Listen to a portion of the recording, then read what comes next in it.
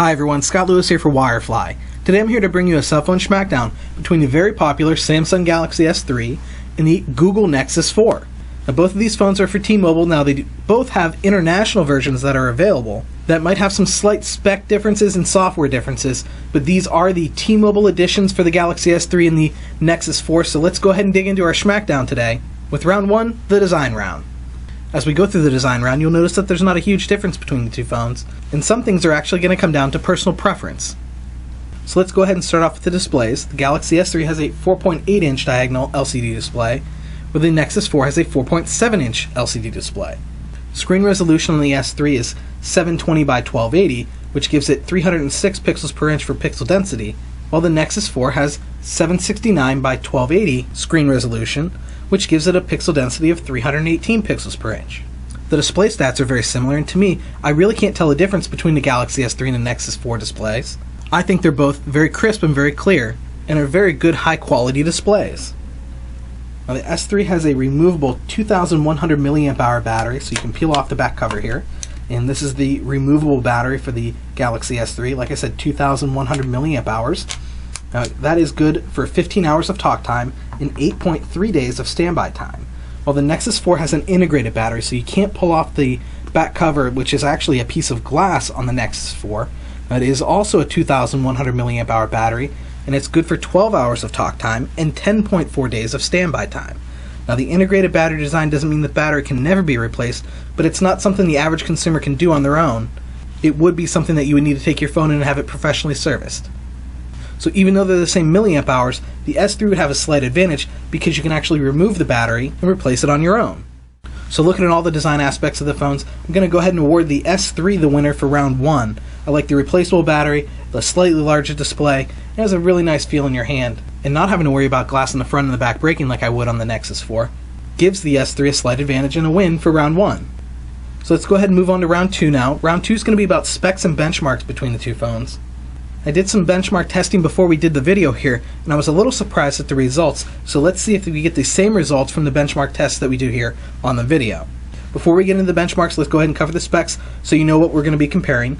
The Galaxy S3 has a dual-core 1.5 GHz processor. It has 2 GB of RAM, and it comes as an option for onboard storage of 16 or 32 GB. While the Nexus 4 has a quad-core 1.5 GHz processor, 2 GB of processor RAM, but only comes in one option of 16 GB of onboard storage. Something else to note about the Nexus 4 is the fact that it doesn't have a spot for a micro SD card, while the Galaxy S3, in addition to coming in a 16 or 32 GB of onboard storage option, has the ability underneath that back battery cover to expand memory by up to 64 GB. So while the Nexus 4 has the advantage with the quad-core processor, they both have the 2 GB of processor RAM, the onboard storage definitely goes to the Galaxy S3. So now that we've covered the specs, let's go ahead and run a couple benchmark tests. We're going to do 2 benchmarks today. We're going to do the Quadrant Standard benchmark, and we'll do that first. And we'll do an AnTuTu benchmark here in a second. Something to keep in mind about the AnTuTu benchmark and the Quadrant Standard benchmark is that they test 4 things in a phone. They test the processor, the memory in the phone, the read-write speed to the storage of the phone, as well as the graphics processor in the phone. So our connection to Wi-Fi or to T-Mobile's network has no bearing on either one of these benchmark tests.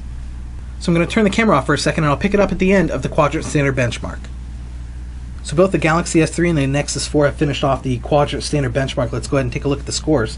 The Galaxy S3 has a score of 6,133, while the Nexus 4 and its quad-core processor versus a dual-core processor has an overall score of 4,934. And I said earlier I was a little surprised by some of the test results that I did earlier, and this is the one I'm surprised with. Normally when you see a dual-core versus a quad-core phone, the quad-core processor has an advantage and almost always has a higher Quadrant Standard benchmark. So that's our Quadrant Standard benchmark score. Let's go ahead and take a look at our AnTuTu benchmark score, or let's go ahead and run the AnTuTu benchmark and give you a score. So once again, I'm going to go ahead and turn the camera off, and I'll pick it up at the end of the AnTuTu benchmark. So the S3 and the Nexus 4 have finished up the AnTuTu benchmark. Let's go ahead and take a look at our scores. We have the Galaxy S3 with a 10,679 score, and the score for the Nexus 4 is 16,184. So with a split decision in the benchmarks, I'm going to have to default to the fact that the Galaxy S3 has the option to expand memory with microSD, as well as coming in a 16 or 32 GB option, where the only option for the Nexus 4 is a 16 GB option. So our winner for round 2 is the Galaxy S3. So let's go ahead and take a look at the last round, the camera round.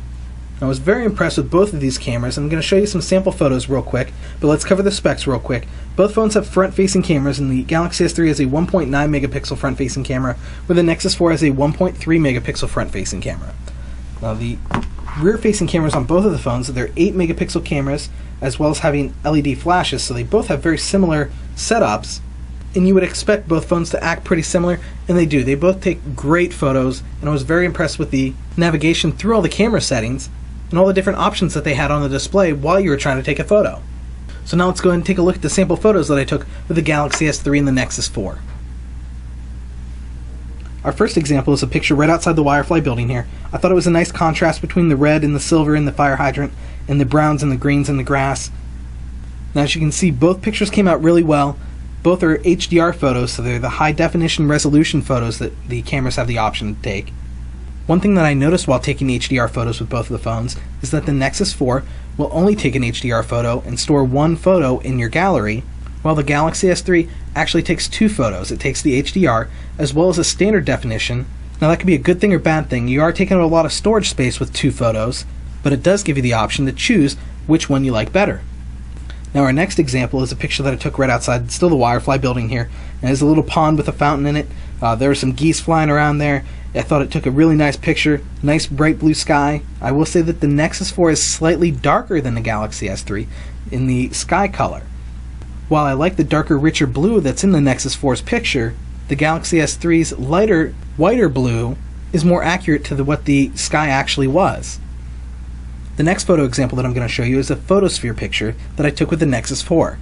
A Photosphere picture is like a 360 panoramic picture that wraps all the way around and captures everything. So you can actually scroll up and down on a Photosphere picture, and you'll see down by your feet and up over your head, up into the sky.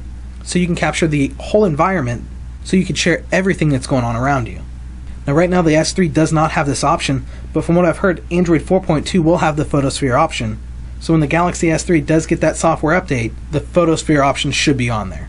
Now, I was really impressed with the Photosphere. It actually is a very unique way to take a picture. I do have to say, everyone that I showed this photo to was very impressed with how it came out. Now, some of them weren't quite sure how they would use it every day, but I don't know if it's something that you would use every day. I think it would be something that you could use on a special occasion. Maybe you're at a sporting event or a concert or a family gathering and you wanted to capture everything that was going on at one time. I think this would be a really neat way to show everyone what's going on around you in one photo. So those were the photo samples I wanted to share with you in round 3. Let's go ahead and recap round 3 real quick. With the specs being so similar between the two phones, and the fact that they both took great quality photos, I'm going to have to give the slight advantage for round 3 to the Nexus 4.